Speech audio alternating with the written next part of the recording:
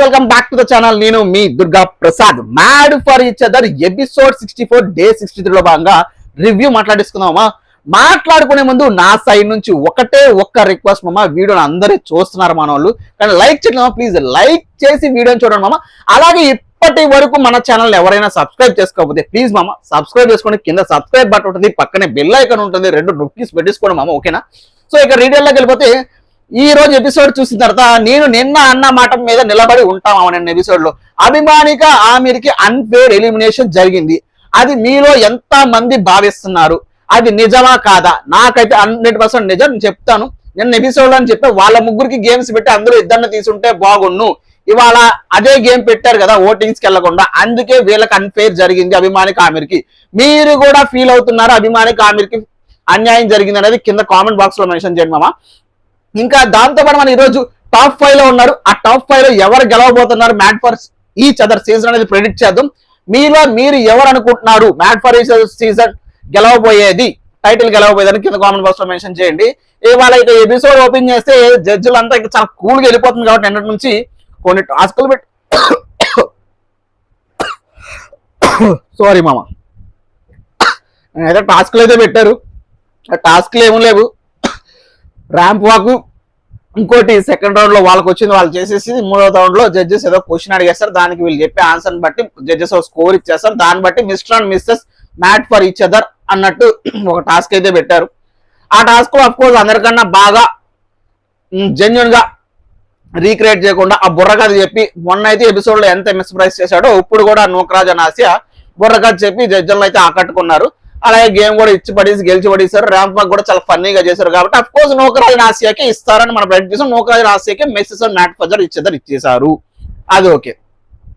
ఇక ఎలిమినేషన్ విషయానికి వస్తే ఎందుకు అన్ఫేర్ అని మాట్లాడాలి కదా. ఇక్కడ సిద్ధు అటు సోనియాకి నూకరాజ్ ఆసియాకి ఒక గేమ్ పెట్టారు. ప్రతి వారం లాగే ఎవరు ఓడిపోతే వాళ్ళు వెళ్ళిపోతారు, వాళ్ళు ఎలిమినేట్ వెళ్ళిపోతారు. ఇది విచ్ ఇస్ ఫెయిర్. మీరు వెళ్ళిన ఫార్మాట్ లో ఇది చాలా ఫెయిర్ గేమ్ పెట్టారు. ఎవరు గెలిస్తే వాళ్ళు ఉంటారు, ఎవరు ఓడిపోతే వాళ్ళు ఉంటారు. ఇలా పెట్టిన గేమ్ కలర్స్ చెప్తారు, ఏదో క్వశ్చన్ అడుగుతారు, ఆన్సర్ చేయాలి. ఫస్ట్ ఎవరు చేసి కరెక్ట్ గా చెప్తే కింద ఉన్న లేడీస్ థ్రెడ్స్ అయితే కట్ చేస్తారు. అలా ఫస్ట్ 5 ఎవరి థ్రెడ్స్ అయితే కట్ అయిపోతే వాళ్ళు సేవ్ అవుతారు, మిగిలిన వాళ్ళు ఎలిమినేట్ అయిపోతారు. ఇది కదా, ఇది మీరు ఎవ్రీ వీక్ పెట్టే ఒక ఫార్మాట్ టైప్ ఆఫ్ గేమ్. ఇదే మరి అభిమానిక ఆమిర్కి ఎందుకు పెట్టలేదు? ముగ్గురు ఇద్దరు ఎలిమినేషన్ అప్పుడు ఇదే అభిమానిక ఆమిర్కి నిన్న సిద్ధు అండ్ సోనియా అభిమానిక ఆమిర్ లో పెట్టుండాల్సింది కదా గేమ్. పెట్టుంటే మేబీ అభిమానిక ఆమిర్ గెలిచేవాళ్ళు కదా. అది ఫెయిర్ గా వెళ్ళలేదు కదా. మేబీ వాళ్ళు గెలుస్తారో గెలవరో, వీళ్ళు గెలుస్తారో వాళ్ళు గెలుస్తారో తెలియదు. అభిమానిక ఆమిర్కి ఒక ఫెయిర్ ఛాన్స్ అయితే ఉండేది కదా. హౌస్ మేట్స్ ద్వారా వెళ్ళిపోతాయి, అది టార్గెటెడ్ కదా వాళ్ళు హౌస్ మేట్స్ అనేది. House mates of course Siddhu and Sonia అనేది సేవ్ చేయాలనుకుంటారు ఎక్కువ ప్రాబిలిటీ చూస్తే మనకి. అందుకని నాకు అన్ఫేర్ అనిపించింది. వాళ్ళకు కూడా గేమ్ పెట్టి పంపించుంటే బాగుండేది అని నా ఉద్దేశం. అది పెట్టక నాకు అన్ఫేర్. ఈ బ్యాడ్ ఫర్ ఈచ్ అదర్ లో వీళ్ళు ఇష్టం వచ్చినట్టు రూల్స్ మాస్తారు, వీళ్ళు ఇష్టం వచ్చినట్టు గేమ్స్ పెట్టుకుంటారు, వీళ్ళు ఇష్టం వచ్చినట్టు ఎలిమినేట్ చేసుకుంటారు, లేదా మేమే వెళ్ళిపోతాం అంటారు. ఇదే జరిగింది సీజన్ అంతా. మీరు కూడా యాక్సెప్ట్ చేస్తారు మామ అభిమానిక ఆమిర్కి అన్యాయం జరిగిందా లేదనేది కింద కామెంట్ బాక్స్ లో మెన్షన్ చేయండి. జరిగిందా లేదనేది, జరిగితే ఎస్ అని మెన్షన్ చేయండి, లేదంటే నో అని మెన్షన్ చేయండి. అది ఇది కాకపోతే ఏదైనా మెన్షన్ చేయండి మీ కామెంట్ లో, ఓకేనా. మీరేమనుకుంటున్నారండి, సారీ, ఓకేనా. సో అది వీళ్ళిద్దరు అయితే గేమ్ పెట్టారు. Of course Siddhu and Sonia ఓడిపోయే ఛాన్సెస్ ఎక్కువ ఉంటాయి.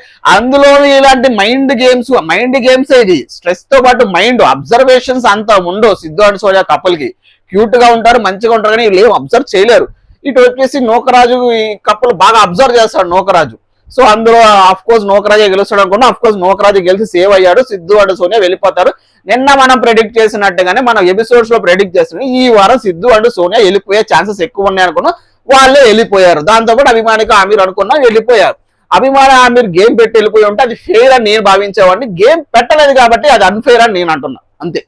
అది మామ ఎలిమినేషన్ అయితే ఇలా జరిగింది. ఎలిమినేషన్ వెళ్ళిపోయే పద్ధతిలో అంత ఎమోషనల్ గా అయితే ఏమీ లేదు. కాకపోతే చిన్న చెయ్యి అయితే ఎరగొట్టుకున్నా. అరే వాళ్ళకి ఇచ్చే గిఫ్ట్ ని మన వాళ్ళు ఎరగొట్టేసుకున్నారు పాపం. అక్కడ కొంచెం ఫీల్ అయ్యారు. అయ్యో ఓడిపోతే ఓడిపోయారు కదా, గిఫ్ట్ నాకు కొంచెం వచ్చుంటే బాగుండు అని నాకు అనిపించింది. మళ్ళీ చేపించుకుంటారు అనుకోండి. సిద్ధు అక్కడ ఏడ్చాడు, మరి అది ఇరిగిపోయింది.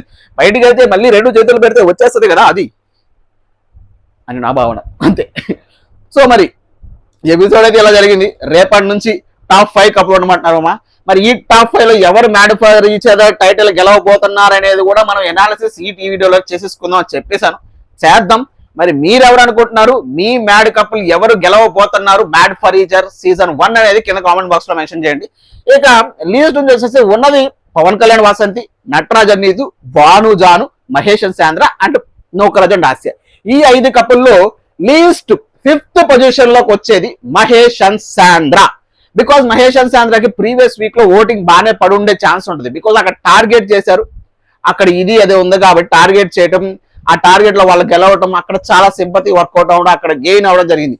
బికాస్ లాస్ట్ వీక్ నుంచి అది తగ్గిపోతా వస్తుంది. బికాస్ వాళ్ళకి ఫ్యాన్ ఫాలోయింగ్ కూడా తక్కువ ఉంటుంది, వాళ్ళ కంపాటబిలిటీ కూడా కొంచెం మహేష్ చెప్పిన మాట శాంద్ర వినదు. సో అక్కడ వాళ్ళిద్దరికి కంపాటబిలిటీ లేదు. గేమ్ గెలవాలి, కొట్టి చూపేయాలన్నారు, చూపించారు. కానీ వీళ్ళిద్దరి మధ్య ఆ కంపాటబిలిటీ కూడా ఉంటే బాగుంటది. అలాగే కింద బయట ఫ్యాన్ ఫాలోయింగ్ కూడా అంత తక్కువ వీళ్ళకి అనే భావనలో నేనైతే మహేష్ శాంద్ర లీస్ట్ 5కి ఇస్తున్నామా. 5th పొజిషన్ లో వీళ్ళు వచ్చే ఛాన్సెస్ ఉంటుంది, ఎలిమినేట్ అయ్యే ఛాన్సెస్, ఓటింగ్ తక్కువ వచ్చే ఛాన్సెస్, బికాస్ బయట అన్ని కన్సిడర్ చేసుకుంటాం. ఇక 4th పొజిషన్ లో ఇక నేను అనుకోవటం 4th పొజిషన్ లో బయట ఉన్న దాని ప్రకారం కానీ లోపల ఉన్న దాని ప్రకారం కానీ Kalyan Vasanthi are the 4th position, లేదంటే భాను జాను, ఇద్దరులో ఒకటి ఫిక్స్ అవుదాం అనుకుంటున్నాం. కాబట్టి Bhanu Janu are the least 4th position లో వస్తామమ్మా. ఎందుకంటే సో భాను జానుకి కూడా బయట ఫాలోయింగ్ లేదు. వీళ్ళిద్దరు ఎంతసేపు గేమ్ అంటారు కానీ వీళ్ళిద్దరి మీద అన్యోన్యత అన్హయత అంతా మనం షోలో చూసింది లేదు. కాబట్టి మేబీ వీళ్ళు 4th పొజిషన్ లో వచ్చే ఛాన్స్ ఉంటది. ఇక 3rd పొజిషన్ లో వచ్చేసి పవన్ కళ్యాణ్ వాసంతి ఉండొచ్చు. బికాస్ బయట వీళ్ళకి ఫ్యాన్ ఫాలోయింగ్ ఉంది, నేను కాదని ఒప్పుకుంటాను. కాకపోతే వీళ్ళిద్దరు గేమ్స్ లో ఇచ్చి పడేస్తారు, ప్రతి గేమ్ లో వచ్చి టాప్ లో నిలబడతారు, గేమింగ్ స్పిరిట్ ఉంది. కాకపోతే గేమ్స్ అయిపోయిన తర్వాత వాళ్ళు బిహేవ్ చేసేది కానీ, గేమ్స్ అయిపోయిన తర్వాత ఎస్పెషల్లీ పవన్ కళ్యాణ్ టువర్డ్స్ వసంతి ఉండేది కానీ, వాళ్ళిద్దరి మధ్య కమ్యూనికేషన్ కానీ, వాళ్ళిద్దరి మధ్య కంపాటబిలిటీ కానీ ఇవేమి ఉండవు. Only consideration of fan following మీద వీళ్ళు 3rd పొజిషన్ లో వచ్చే ఛాన్సెస్ అయితే నాకు అనిపిస్తున్నాయి. ఇక 2nd పొజిషన్ లో నోకరాజు హాస్య ఉండొచ్చు. బికాస్ స్టార్టింగ్ నుంచి కళ్యాణ్ వసంతి ఇలాగే పోరాడుతున్నారు. కాకపోతే ఒకటి కంపాటబిలిటీ, ఇక్కడ నోకరాజు డామినేషన్ ఉంటుంది. మీరు ఈ సీజన్ అంతా ఎత్తుక్కున్న ఆసియా మాట్లాడింది మనకు గంట కూడా రాదు. సో ఈ కంపాటబిలిటీ డామినేషన్ ఎక్కువ ఉంటుంది, వీళ్ళిద్దరి మధ్య బ్యాలెన్సింగ్ కొంచెం తక్కువ ఉంటుంది, బయట ఓటింగ్ ఛాన్సెస్ ఎక్కువ ఉంటుంది, కమెడియన్ అంటే టెలివిజన్ లో ఎక్కువ కనిపించడం వల్ల. So Nookaraju and Aasiya 2nd position లో ఉండే ఛాన్సెస్ ఉంటుంది. బట్ 1st పొజిషన్ లో Nataraj and Neethu are going to be the mad for each other show winning గెలవబోతున్నారు అనేది నా ప్రిడిక్షన్ మామ. ఖచ్చితంగా వీళ్ళే గెలుస్తారు 99%. ఎందుకంటే వీళ్ళు షోలో వీళ్ళిద్దరు కప్పుల మధ్య బ్యాలెన్సింగ్ చాలా ఉంటది, ఒకళ్ళొకళ్ళు అర్థం చేసుకున్న విధానం బాగుంటది. కానీ ఒకటి వాళ్ళ దగ్గర ఏంటంటే గేమ్స్ పరంగా వాళ్ళు ఓడిపోవటం తప్పించి గేమ్స్ పరంగా ఓడిపోయినప్పుడు అగ్రెషన్ చూపించే కానీ అది కూడా ఒక పార్ట్నర్ మీద ఒక పార్ట్నర్ వీళ్ళు అగ్రెషన్ షోలో చూపించలేదు. వీళ్ళు వేరే వాళ్ళ మీద చూపించడం, లేదంటే మేనేజ్మెంట్ మీద చూపించడం, లేదా గేమ్ ఎత్తి చూపించడం చేశారు. కానీ ఆ అగ్రెషన్ కానీ కప్పుల మీద కప్పులు ఎప్పుడు అగ్రెషన్ అంతగా చూపించుకోలేదు. చూపించుకున్న చిన్నవి అది చాలా బ్యాలెన్స్డ్ గా ఉంటది. వీళ్ళిద్దరి మీద బ్యాలెన్స్ చాలా బాగుంటది, వీళ్ళిద్దరికి గెలవాలని తప్పన ఉంటది, ఒకళ్ళ మీద ఒకళ్ళ ప్రేమ ఎక్కువ ఉంటది గేమ్స్ పరంగా కానీ వాళ్ళిద్దరి మధ్య ఉన్న కంపాటబిలిటీ కానీ. అందుకనే మేబీ తీసుకెళ్లి చేతిలో కప్పు వాళ్ళకే పెడతారేమో అనిపిస్తుంది. ఉన్న కప్పుల్లో అందరిలో వాళ్ళే డిజర్వ్ అని నాకు కూడా అనిపిస్తుంది. మరి మీ డిజర్వ్ కప్పులు ఎవరు mad for each other show కలవడానికి? ఓన్లీ మెంటల్ మాస్ అన్నది, ఓన్లీ మెంటల్ మ్యాడ్ కపుల్ వచ్చేసి మన నటరాజన్ నీతో అవ్వబోతున్నారని నాకు అనిపిస్తుంది.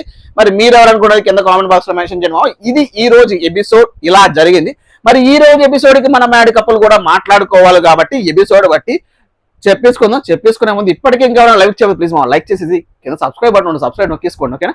సో ఈ రోజు ఎపిసోడ్ కి మ్యాడ్ కపుల్ వచ్చేసి నోకరాజు హాస్య మామ. ఎందుకంటే బుర్రకథతో అదరగొట్టారు, టాస్క్ గెలిచి ఎలిమినేషన్ నుంచి సేవ్ అయ్యారు, ఫన్ జనరేట్ చేశారు. కాబట్టి ఈ రోజు మ్యాడ్ కపుల్ వచ్చేసి నోకరాజు అండ్ హాస్య, వాళ్ళిద్దరి మధ్య మ్యాడ్నెస్ బాగుంది. అది మరి మీ మ్యాడ్ కపుల్ కింద కామెంట్ బాక్స్ లో మెన్షన్ చేసేసి నెక్స్ట్ వీడియో వరకు వేచి చూడండి. నెక్స్ట్ వీడియో కాదు, అంటిల్ దెన్ బై టాటా.